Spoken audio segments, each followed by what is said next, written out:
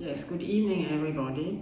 As I told you already last week, because of we lost so many lessons, we will have 2 additional dates. The first being Friday, 16th of December from 2:30 to 4 o'clock. And the second will be the 9th of January from 12 to 1:30. But of course, these dates are not mandatory, just if you like and if you have time. So as you see, today we will talk about body and gender constructs. Kulturwissenschaft goes together with gender theory. Why? The basic premise of gender theory is that the difference between the sexes, between women and men, is not to be seen as essentialist, as dictated by nature, but rather as a notion that has developed historically, one that has been produced socially and culturally. This is, of course, not to say that there are no differences between men and women, differences such as women's ability to bear children, but the characteristics and abilities that one attributes to one sex or the other are not to be seen as having been dictated by nature. And today we know that there are different kinds of a third sex. Why is it that the body plays such a prominent role in the gender debate? As far as art history is concerned, there appears to be an obvious reason. The human body in the form of the nude portrait or nude sculpture is a central subject of art. However, art history has traditionally dealt with the art of the nude from formalist, stylistic, or iconographic points of view.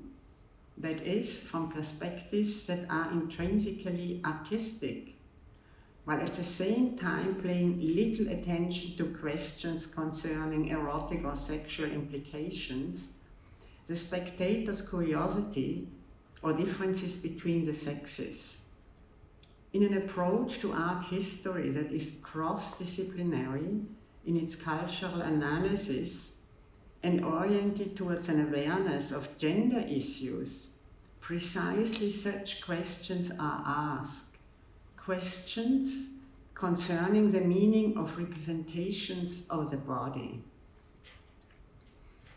If the body plays such an essential role in the gender debate, it is because women's so-called fundamental otherness and even inferiority in relation to men has, since the beginning of the modern era, been founded on what is ostensibly a natural, that is, biological difference.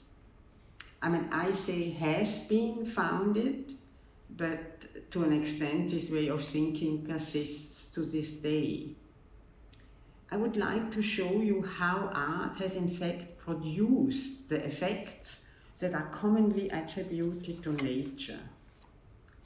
Cultural axioms conveyed by means of images of the body are supposed to appear to be nature itself and not cultural representations. The human body seemed predestined to serve as a proof of the differences between the sexes, but also, of course, for instance, between ethnicities. Male and female bodies obviously differ from each other, but the difference between the ways in which male and female bodies are represented cannot be described to biological factors alone. The difference is a construct. I shall begin with Greek antiquity, which is when the actual art of the nude began to emerge. I mean, the nude in large-scale sculpture. In contrast to the evolution of art since the Renaissance, in ancient Greece the focus was not on female nudes, not at all. In fact, quite on the contrary. In archaic Greek art, only male figures were represented nude. These were the so-called kuroi, a form of sculpture that had evolved from Egyptian standing stone figure, a figure, however, that was represented partially clothed and always in high relief, as opposed to freestanding. The kuros was the embodiment of combined strength and energy, upright, the athletic ideal. Young athletes actually did compete naked, but by contrast, the chori are always closed. The nakedness of the male body symbolizes not only physical strength, but also male autonomy. In the 5th century BC, that is in the classical era, we see for the first time vase paintings, specifically paintings on amphora, which include naked female figures. These figures, however, are heterae, that means a class of courtesans in ancient Greece, and the vessel in question are wine vessels. We also see partial nudity, but always in scene in which some form of violence is taking place, such as in the case of the abduction of the wives of the Lapids by the centaurs. In the second half of the 4th century BC, that is, in the post-classical period, something of a revolution takes place. Praxiteles, an Attic sculptor, creates the first full-scale sculpture of a female nude. Unfortunately, this work survives only in Roman copies.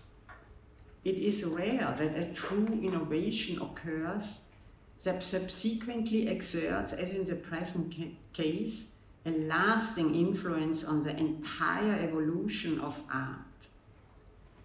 Praxiteles justifies nudity in this work as being demanded by the motive itself. Venus, or in Greek Aphrodite, is shown in the process of taking a bath. She is holding her garment over a water jug. There are two fundamental aspects to be considered here. The first is that the nudity is connected with a Venus figure. In the following periods as well, it is only when female figure represent the goddess of love that they are shown nude. Secondly, her nudity is treated in a significantly different fashion than the nudity of the male kuroi. Venus is shown with her hand placed over her pudenda. This signals the beginning of what was to become a type, namely the Venus pudica, where the female figure is supposed to appear ashamed of her nudity. Just imagine a Greek kuros shown prudishly covering his pubic area with his hand. Unlike the male penis, the female genitalia are treated not as being a self-evident part of the body, but rather concealed in this way as being a privileged spot with respect to the viewer's gaze and also with respect to the viewer's desire. At the same time, a specific situation arises. The eye of the viewer, who is assumed to be male, finds itself being attracted precisely to that part of the body that is supposed to be avoided.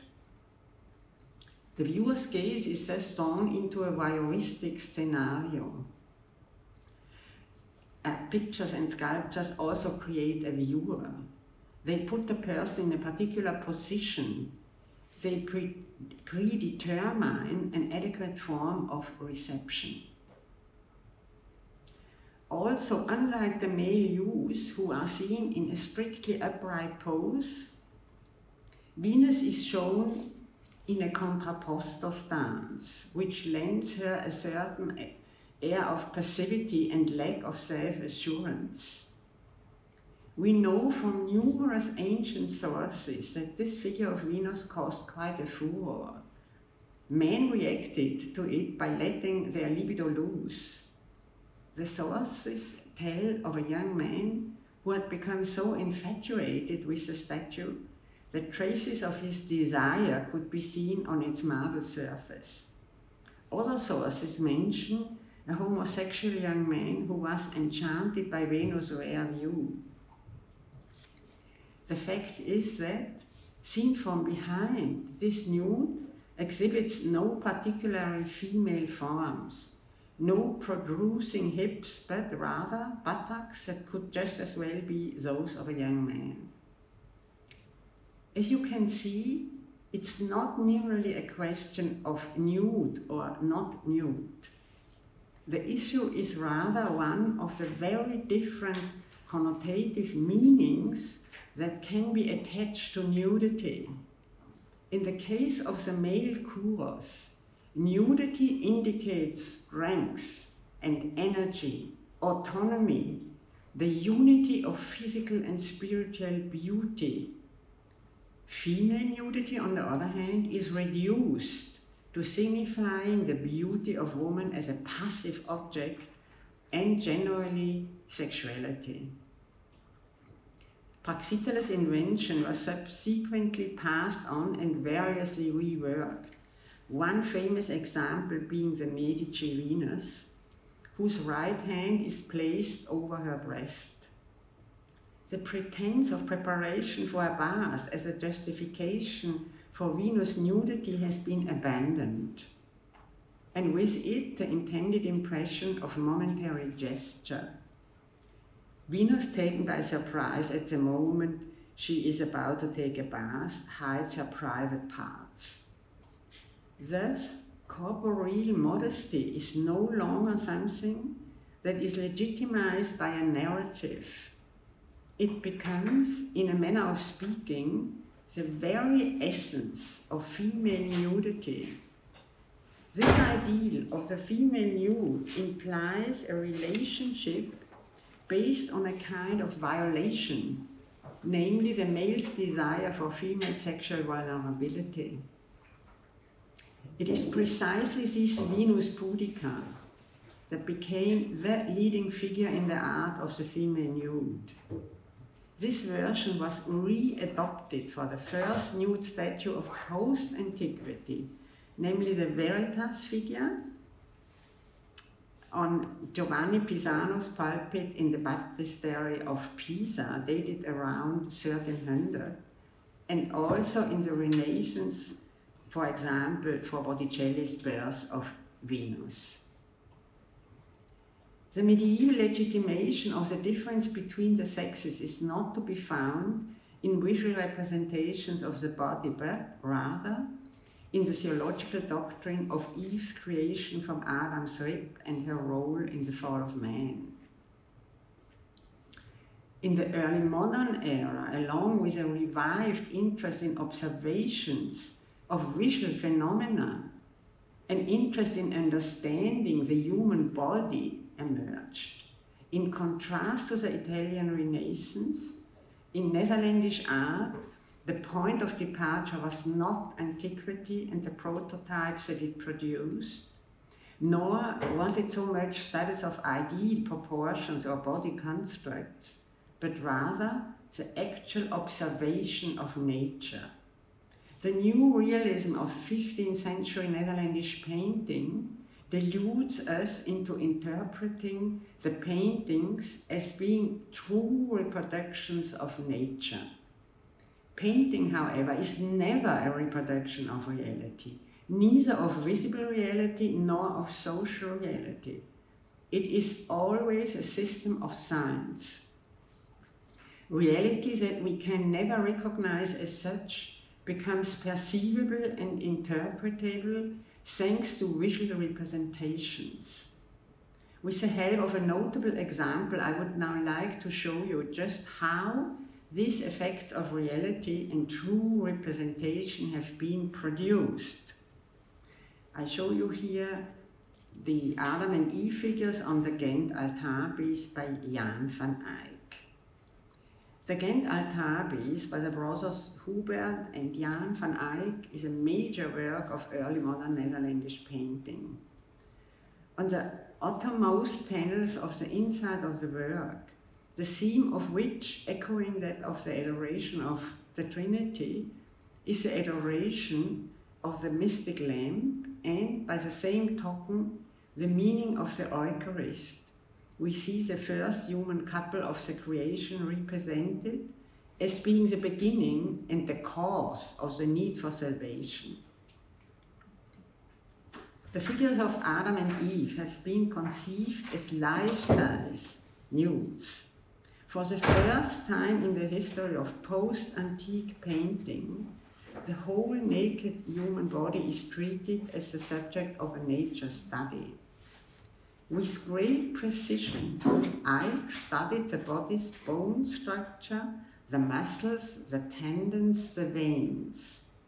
The flesh tone of Adam's face and hands is darker than that of the rest of his body, which is an indication of true natural observation.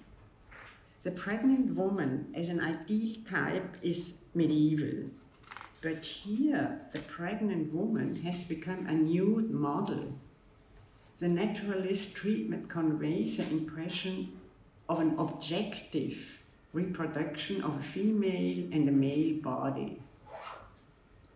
However, by closer observation, one notices a gender-specific differentiation in the relationship between naturalism and idealization. Adam has decidedly been placed in such a way as to create a spatial illusion.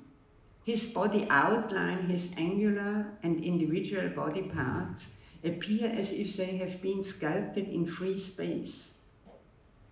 By contrast, Eve, whose forms are rounded, has been more strictly adapted to the surface of the painting. Adam's foot juts out over the edge of the picture frame, a detail that lends an active aspect to the figure as a whole. Eve's foot is practically parallel to the edge of the frame. Adam's upright torso and outstretched leg indicate vigor. Eve, in a slightly slumped posture, comes across as tranquil. The engaged leg, free leg motif has not been used here as an indication of a voluntary movement on Eve's part. Instead, the motif itself is hidden and obscured. Van Eyck chose a vantage point from which only one of her legs could be seen clearly. As a result, her stomach appears bloated like a balloon, the visual symbol of her fertility thus becoming particularly conspicuous. The surface of Adam's skin is precisely nuanced. Slight dimples can be seen. His body is crisscrossed by sharply contrasting areas of light and shadow.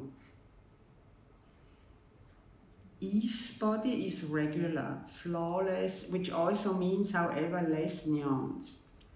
In the way in which her body has been conceived, there are visible traces of the Gothic manner of representation in which abstraction played such a significant role. A similar gender-specific differentiation can be noticed with regard to the two figures' heads. The three-dimensional aspect of Adam's head is accentuated by the fact that it is turned slightly more to the side, and also by the prominence of the cheekbones. The outline of his head is more angular than that of Eve's, which is more oval and consolidated in form. His mouth is slightly open, which allows his teeth just barely to be seen. Eve's lips are closed. There is a slight overlapping of Adam's left eye by his nose, and the eyebrows and eyelashes extend somewhat beyond the outline of his face. Also, tiny dots of light bring his eyes to life. In the cave of Eve's eyes, nothing overlaps or extends beyond anything, and there is no highlighting to make them shine. This gender-specific treatment of forms cannot be entirely explained by biological disparities between men and women. The gender-specific differentiation is also a product of the artistic means that have been applied, such as placement in space and effects of light and shadow. It is precisely due to the naturalism of Van Eyck's art that the gender-specific characteristics appear to be not attributed, but inherent to the persons portrayed. This naturalism conveys the impression that the male and the female body are shown here as they are in reality. We've seen that this is not the case. Never is a portrayal of the body a reproduction of nature, nor is it an idealized perfection of nature. It is always a semiotic construction, a system of signs. Naturalism is also an ideology, one that purports to show the truth of nature. The nude, which had begun to play such a fundamental role in the art of the Renaissance, had, among other functions, that of representing gender difference as being something that was dictated by nature. In German, I refer to this as Vernatürlichung von Geschlechterdifferenz, which can be translated as gender difference being made to appear as deriving from nature. The nude becomes central in the art of the Italian Renaissance. In the art of the nude, there are two works that can be considered paradigmatic and that are treated as being emblematic, as it were, of the Renaissance way of thinking. I'm referring to Michelangelo's David and Giorgione's Venus, which were created within only a few years of each other. The art of Michelangelo, or more precisely, the freestanding male figure in his work, is considered to epitomize the idea of the autonomous Renaissance subject, and it established Michelangelo's reputation already in his lifetime as being the greatest sculptor of all times. This assessment of his work has survived without interruption since the time of his first biographer, Giorgio Vasari, and is still found in standard works of art history, such as Janssen's History of Art. In the year 1504, this statue was placed on the Piazza della Signoria at the entrance to the Signoria, the seat of Florence civic government. The political significance of this location is underscored by the extensive debates that preceded the placing of the statue on this spot. A commission consisting of the most significant artists of the time, including Leonardo da Vinci, Botticelli, and Ghirlandaio, debated over the best place for the statue. The Signoria decided to place David in front of the entrance to the Palazzo Vecchio and thus to make him the city's emblem. This particular location, however, was already occupied, namely by Donatello's statue of Judith and Holofernes. This statue, completed in 1460 and originally placed in the garden of the Medici Palace, was in 1495, after the Medici family had been driven out of Florence, transferred to the Signoria as a symbol of liberation and as a warning to all tyrants. Donatello's Judith was clothed and bore the male characteristics of a virago.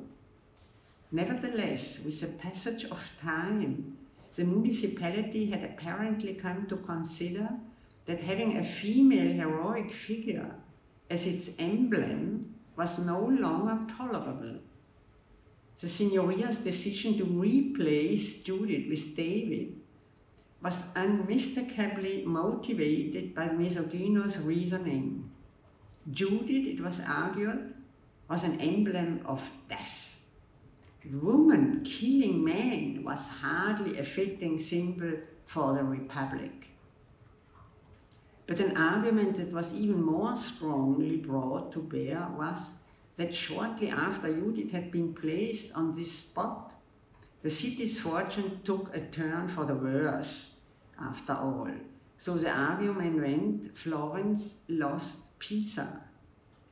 The success against Pisa that followed some time later was then, in fact, attributed to David.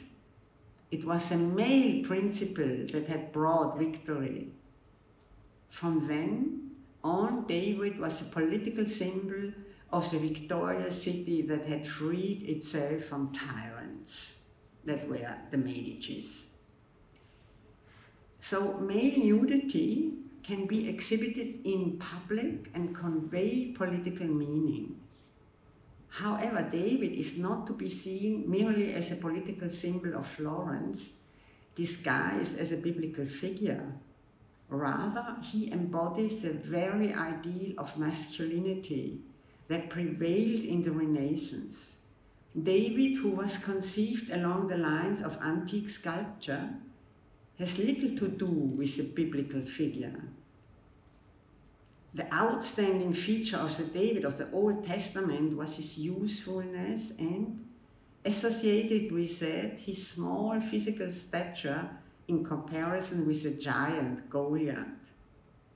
Standing 17 feet tall, Michelangelo's David has himself become a giant. Michelangelo has eliminated all the traditional attributes that belong to the iconography of David, even the severed head of Goliath. Even David's weapon, the sling, which hangs down his back like a sash, is hardly visible. The text of the Old Testament does not make total nudity necessary. David rejected the coat of armor and went into the fight dressed lightly. Michelangelo's David does not triumph by means of weapon. His strength emanates from his body. He owes his grandeur not to any insignias, attributes, or clothing. He owes it to himself alone. Thus, nudity signalizes autonomy. Here, the naked body is to be seen not as a mere reproduction of nature, but rather as an idealization. David is the ideal picture of masculinity. He combines, on the one hand, usefulness, in fact, even childlike air, and on the other hand, heroic strength and an almost soldierly demeanor. David combines physical and spiritual beauty. He combines, on the one hand, gathered strength and concentration, and on the other hand, nonchalance. He is not static, but neither is he executing a movement in any defined direction. The engaged free leg motive and the slight parting of his legs signalize the possibility of making a movement.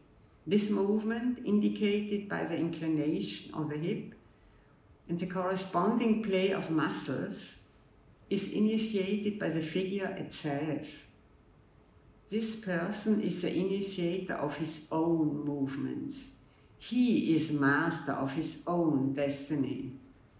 The rotation of the head and the clearly directed gaze under a furrowed brow are signs of attentiveness. The intention is to convey the ideal of virtu, the unity of thought and action, the unity of mental and physical strength and beauty. It must be added that this David is also marked by homoerotic traits. However, the classicism of the figure allows the viewer to release the homoerotic connotations as being of an aesthetic nature, that is, as being art. It allows him to sublimate and therefore suppress them. In our present context, it is important that nudity not be reduced to eroticism alone. It is important to realize that in the case of the male nude, eroticism can be connected with the notion of an autonomous subject. Just as Michelangelo's David can be considered a paradigm of the Renaissance male ideal, Giorgione's Venus, which was produced at approximately the same time, corresponds to the female ideal. Commenting on Giorgione's Venus, the art historian Roger Fry once wrote, I cite, "Giorgione's Venus might well stand for Europe. If one wanted to summarize in a single work of art what Europe meant in the world of spiritual values, one might take Giorgione's Venus." End of quote. Unlike Michelangelo's David, Giorgione's Venus is not a sculpture intended for exhibition in a public place. It is a panel painting that was commissioned by a private person. The work was commissioned by the Venetian Girolamo Marcello, very probably on the occasion of his wedding to Morosina Pisani on October 9, 1507. The subject of the painting is not a fighter, not a hero, but Venus, the goddess of love. This is the first monumental recumbent nude in a landscape. In contrast to the depictions of Venus known from the Quattrocento, here she has not been incorporated into a narrative context, such as of Botticelli's scene of her birth. We witness here a phenomenon similar to that already seen in the case of Michelangelo's David. The separation of the human figure from narrative context and, consequently, its acquisition of a monumental character is a distinctive feature of the High Renaissance. This, in turn, is a consequence of changes that were taking place with regard both to artistic media used and to viewer reception. On the one hand, it was becoming possible privately to acquire painted works of art thanks to the medium of panel painting. On the other hand, three-dimensional sculpture was beginning to free itself from any overall architecture. This phenomenon favored the creation of idealized images of masculinity and femininity.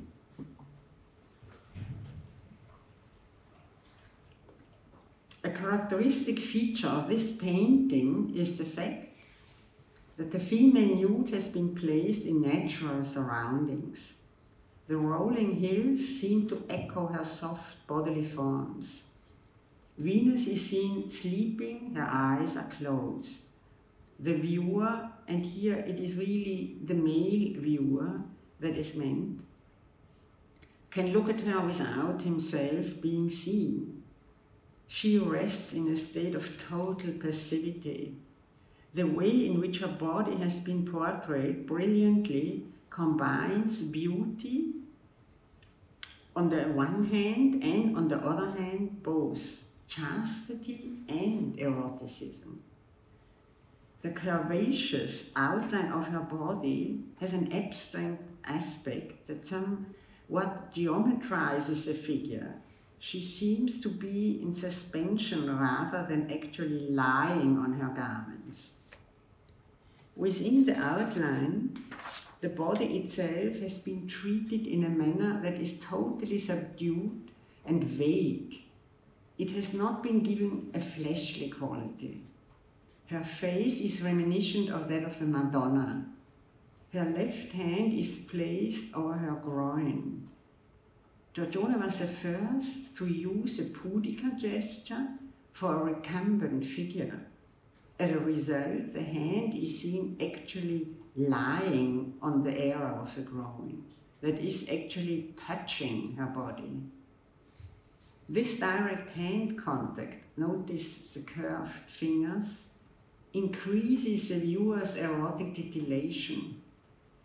Giorgione blends beauty, chastity, and eroticism in what appears to be perfect harmony.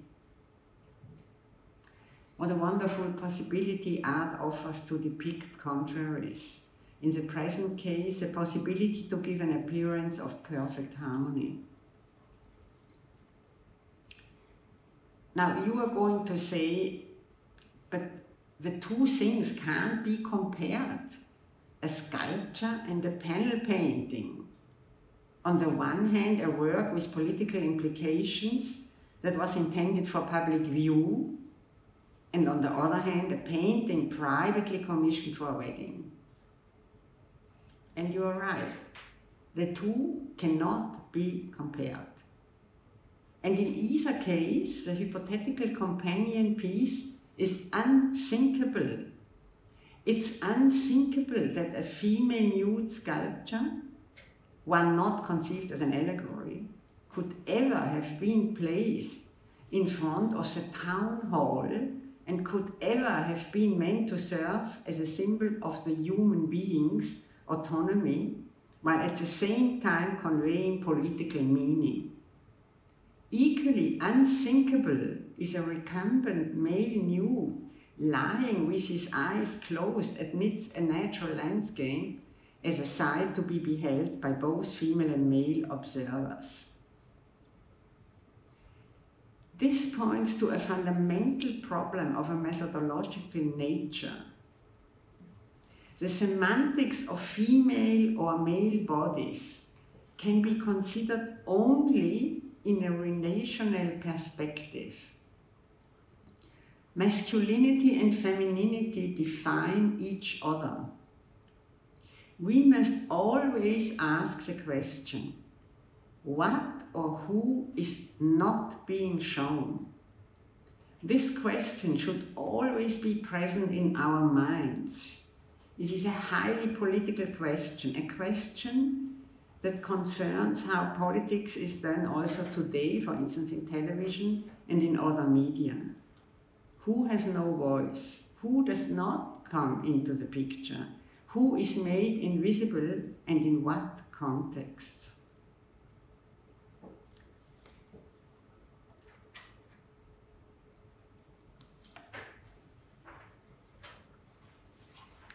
If we observe the further evolution of the art of the nude, keeping these questions in mind, we can say, grossly simplifying, that the male protagonist ceases to be included within the field of representation whenever the focus in the realm of privacy, love, sexuality, or eroticism.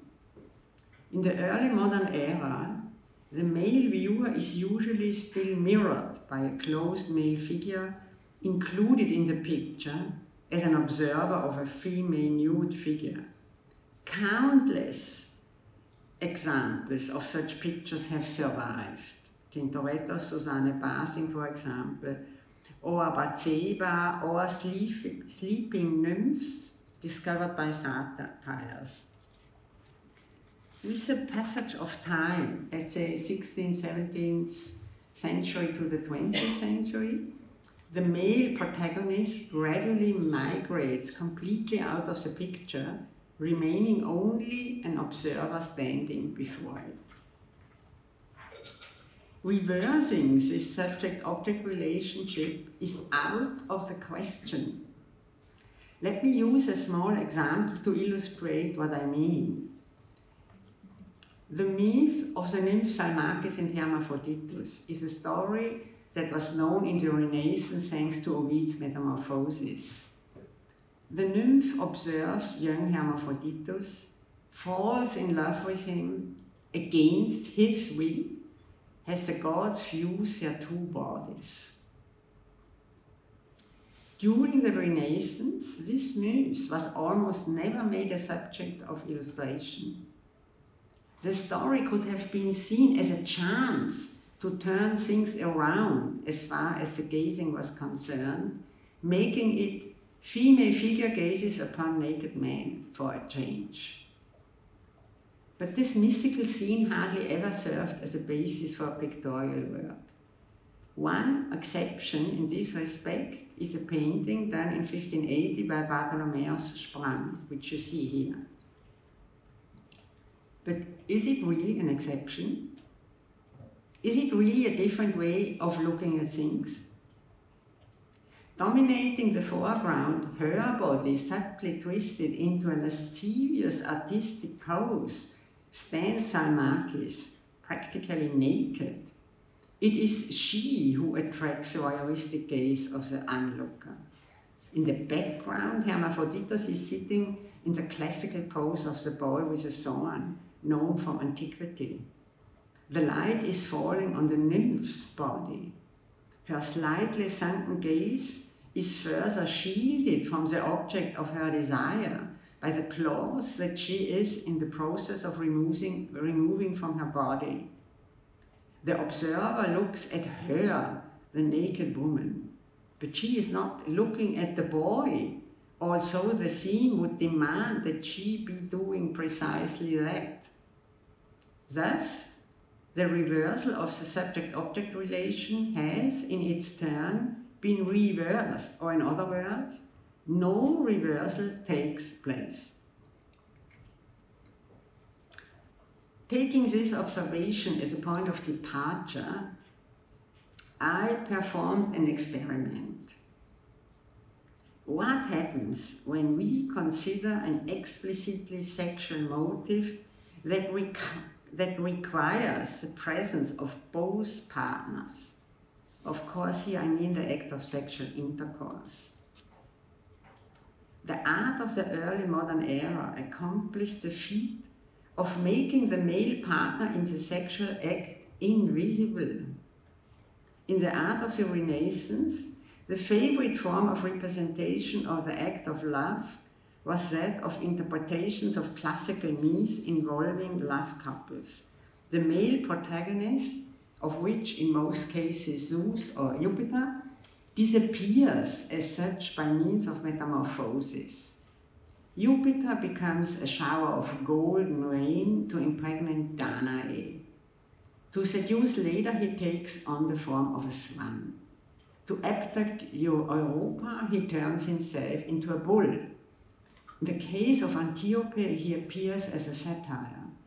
To unite himself with Io, he metamorphoses into a cloud.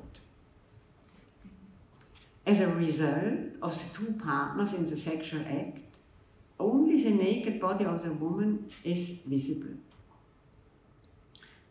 The story of Io is told in Ovid's Metamorphoses.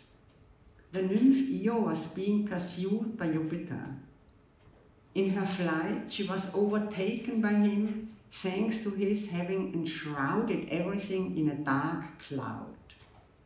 When Juno, the wife of Jupiter, Hera in Greek, then surprised her unfaithful husband in flagranti, he, Jupiter, turned Io into a cow, which Juno then proceeded to badger without mercy. Correggio's Io is one of 4, perhaps 8, original paintings of a cycle devoted to the loves of Jupiter, which was commissioned by Federico Gonzaga, 1st Duke of Mantua, most likely for his Palazzo del Te. The subject of this painting is the sexual act. The interpretation of this intimate sexual relationship becomes clearer if we start from an analysis of the aesthetic treatment of the scene and of its iconography, taking into consideration the discourse concerning love that prevailed at the time. The idea of representing a female figure as a sitting rear view figure with one foot resting only on its toes dates from Raphael's fresco of Omphale and the Villa Farnesina, a form of representation that subsequently underwent the most diverse variations and in its turn harked back to antique sources. As far as the interpretation of our painting is concerned, it's worth noting that the iconography of this figure points to individual female figures and not to a tradition of scenes of sexual intercourse.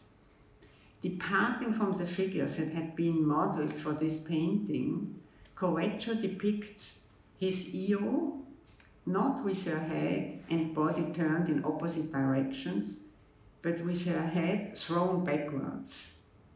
This head thrown backwards brings to mind the motif of Menades, the dissolute female followers of Dionysos. Friedman, the art historian Friedman, has rightly drawn attention to this connection and concluded that this feature, together with the mannerist S-shaped treatment of the body, indicate that Io is to be read as a metaphor for ardent love and total surrender. However, Io is not just shown in a state of passionate surrender. Equally important, if not more so, is the artistic way in which her monadic being, just a minute, in her medic wildness has been combined with a precious pose. Almost as if in a balletic moment, she is shown balancing in an unstable position with one foot resting only on the tips of its toes and her fingers elegantly spread. The complicated arrangement of her hair only adds to the artificial character of the portrayal. Her bodily forms, her graceful gestures, the beautiful lines of her face with its high forehead and small mouth, as well as the white color of her skin, all make her a figure that perfectly corresponds to the ideal of female beauty as it is defined in the treatises of the Renaissance. In these writings, which played an important role in the humanist discourse, beauty was identified with femininity, and inversely, femininity with beauty.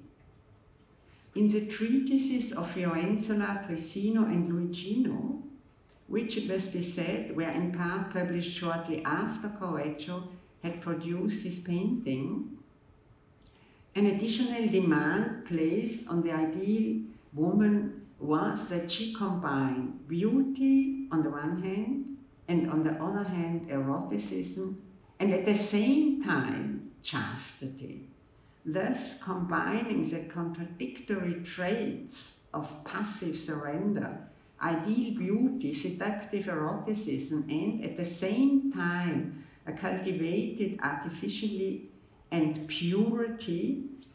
Correggio's Io quite corresponds to the ideal of femininity that prevailed at the time.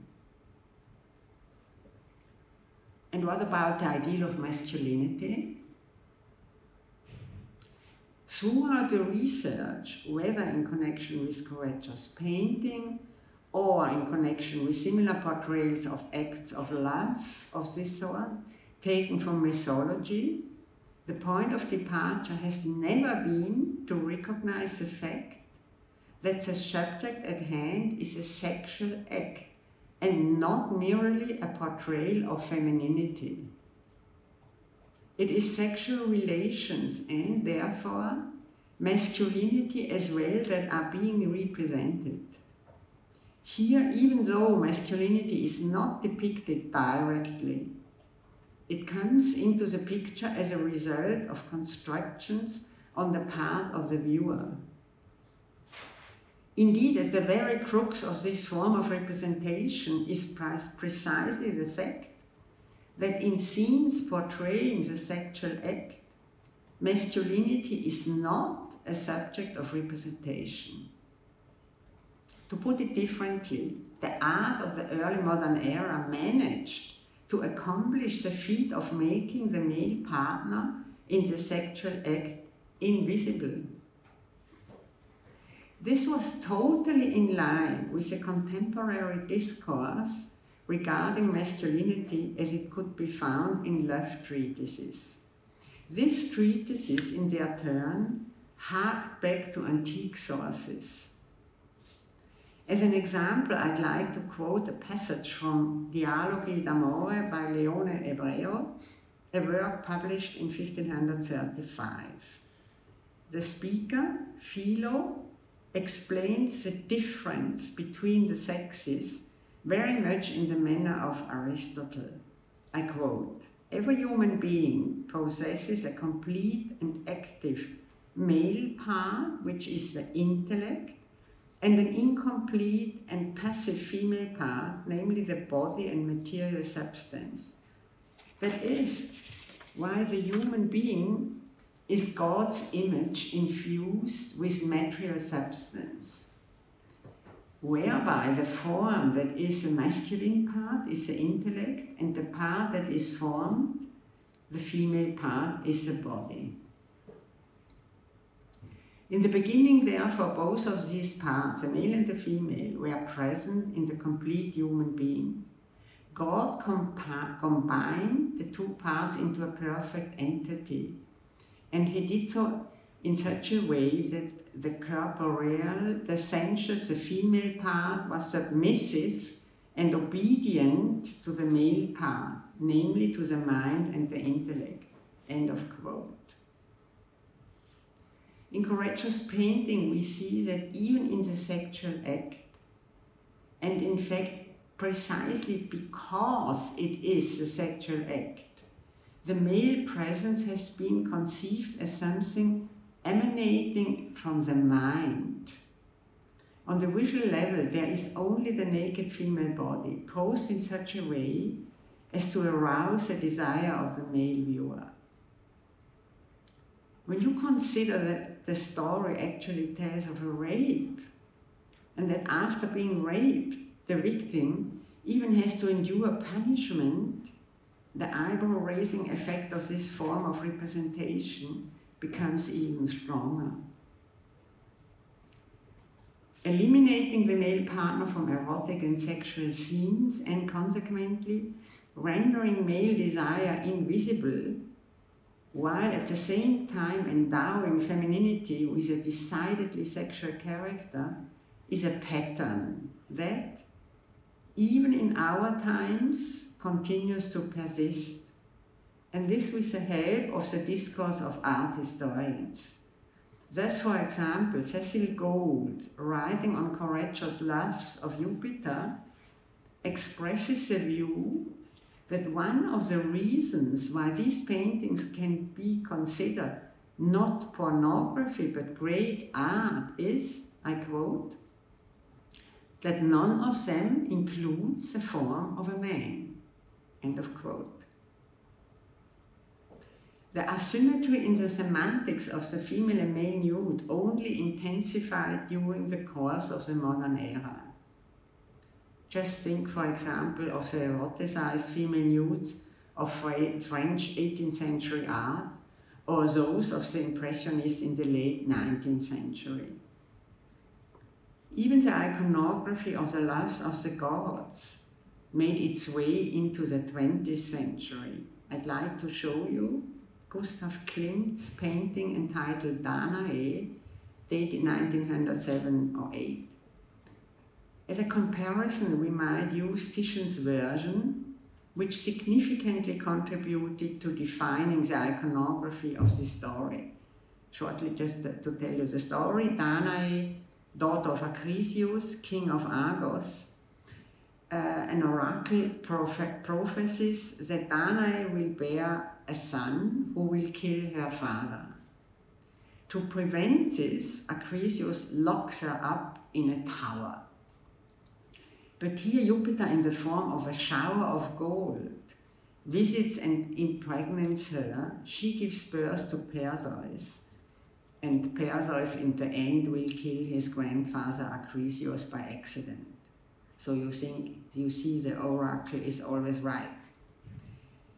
Klimt eliminated all the narrative elements having to do with the action of the story, such as the nursemaid, as well as any concretization of the surrounding space or the bed, preferring instead a treatment oriented towards abstraction and ornamentation.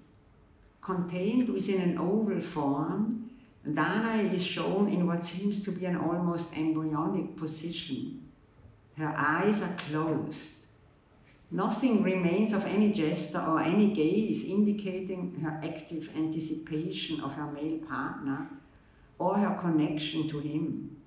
Her left hand disappears between her thighs, which have been positioned in the picture so as to appear rather massive.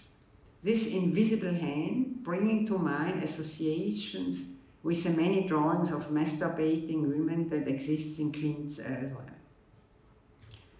I quote from a book written by Gottfried Fliegel in 1989.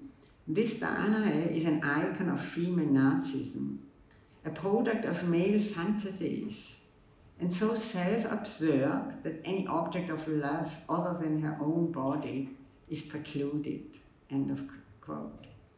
The male principle becomes a golden ornament, one ornament among others, in spite of the sexual character that the whole picture is meant to have. This emphasis on the ornamental creates distance and transforms the flesh into ornamental code. It turns it into art. Here the act of love becomes autistic, self-sufficient, female autoeroticism. And so, images of the body are never a reproduction of nature. They are always constructions. I've set out to show you the part that images of the body play in producing gender differences. Differences that are not biologically based, but that nevertheless have had and continue to have far-reaching, profound consequences as far as our own sexual identity is concerned.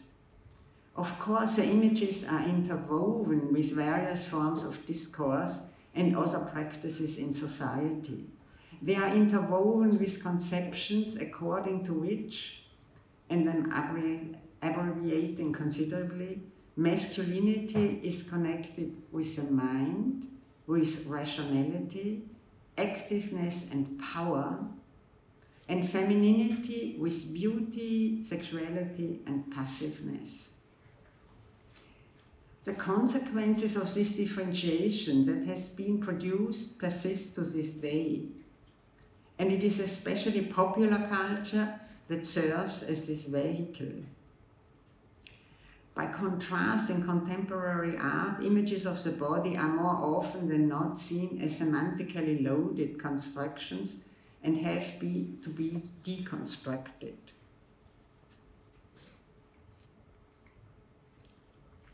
I'll show you some examples which try to deconstruct these ideas.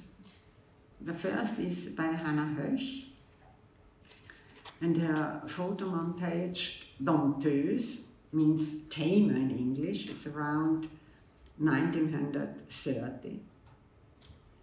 Like Rahul Hosman, Johannes Bader, George Goss, and John Hartfield, Hannah Höch was a representative of the Berlin group of Dadaists. Along with Rahul Hosman and John Hartfield, she was among the first to develop the principle of photomontage and collage. The idea was to cut out photographic material that had been either deliberately sought after or found by chance in magazines and newspapers, and then to reassemble the cutouts in a new composition by passing them onto a supporting surface. This artistic technique offered a means of analyzing the heterogeneity, the simultaneous existence of incongruities in social reality, but also a means of analyzing the constructed nature and the artificiality of aesthetic production itself. In the 1920s, the female image radically changed, becoming that of the so-called new woman. A number of factors contributed to making this change possible, such as the acquisition of the right to vote, an increase in the number of professionally active women, and the possibility of terminating pregnancy. National Socialism did such a thorough job of annihilating all such aspirations that in the period following the war, there remained little, if any, awareness of the fact that they had even existed. It wasn't until some time later, in the 1970s, that the second feminist movement began the laborious task of digging up all that had already been achieved, both in mind and in practice, by its forebears. The work of Hannah Höch had also fallen into oblivion.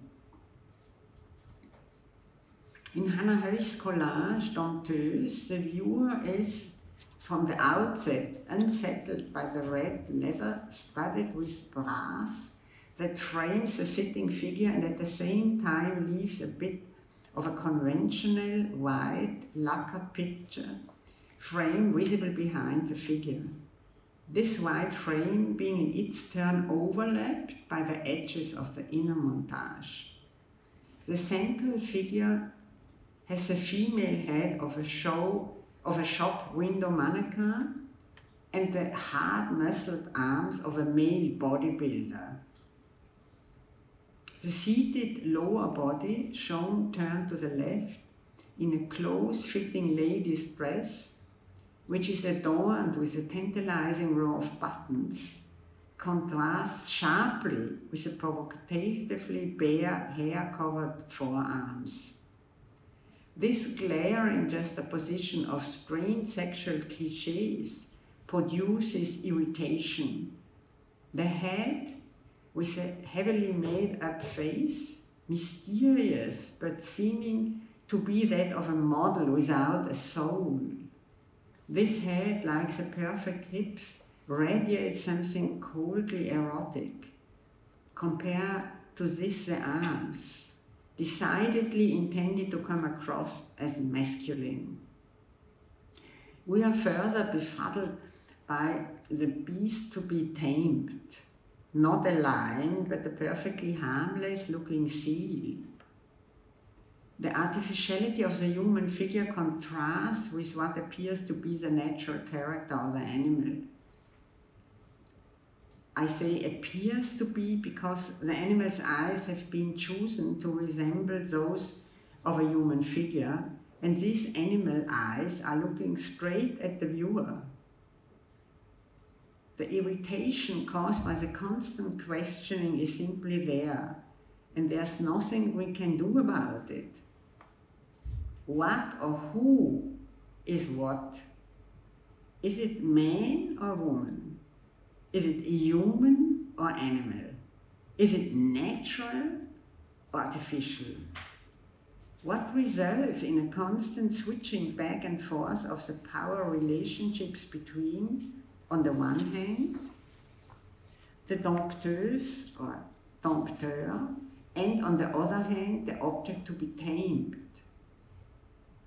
By unsettling her viewer's idea of sexual identity, Hannah Höch, already in her day, was making a significant contribution to what has become the current gender debate. Because we very often today, now it's perhaps more in the consciousness, but for a very long time one didn't even realize that all these things already have been shown so early as in the 30s of the 20th century. Since the late 20th century, radical changes have taken place regarding, on the one hand, the technical possibilities available for producing visual images, And on the other hand, knowledge gained in the natural sciences as a result of work carried out in the field of genetics. Computer technology has put photography's so-called claim to truth in question and has surpassed, as it were, the possibilities offered by the technique of photomontage. Let me give you an illustrative example. I show you The Forest, Klaus, by Ines van Lamswerde. In the series entitled The Forest, the Dutch fashion photographer and artist Ines van Lamswerde creates variations showing different men, in quotation marks, in various poses wearing the same t-shirt. Computer technology makes it possible to fuse female and male body parts seamlessly together into an integral body, a virtual body. Here, the body's natural quality finds itself being deconstructed in a fundamental way. A male body in a female pose, with closed eyes, eyes that are just as evocative of femininity as is the shiny, undulating hair. But when you consider the hands with their slender fingers and different parts of the face, all certainty about attributing this person to one sex or others vanishes. Lamswerde consciously resorts to the embellishments and perfection of fashion photos to demonstrate the artificiality of these models, whose recumbent poses are meant to appear so natural. And by doing so, she vitiates the ideal quality that they are supposed to convey. Here the body, seen as a guarantee of naturalness, has become a thing of the past, as has the conception that photographs can be a reproduction of reality. The discoveries made in the field of genetics are revolutionary. They prove that no fundamental differences exist between woman or man, or among the various ethnicities. It's positively laughable that precisely those people who try to legitimize their positions of power by referring to nature and its laws simply deny the findings of the natural sciences. Take Trump, for example, who claims to have winning genes. Genetics provides proof that the conclusions reached by the various fields concerned with cultural analysis are correct. There are no fundamental differences that separate people, none between the sexes and none among the ethnicities. Politically speaking, this is a conclusion that in our day and age is highly explosive. So today we are early, but I close the lesson. I see you next week.